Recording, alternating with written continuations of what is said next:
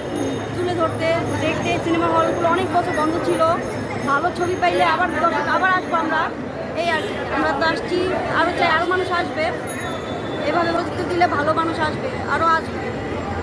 আমরা চাই সুস্থ ছবি হোক, সুস্থ চলচ্চিত্র হোক, সবাই আসুক, যেন ফ্যামিলি নিয়ে দেখতে পারি। ওরকম ছবি হলে আরও ভালো হয়, আরও মানুষ আসবে, ফ্যামিলি নিয়ে দেখতে পারলে আমরা আরও আসবো, এই আর কি।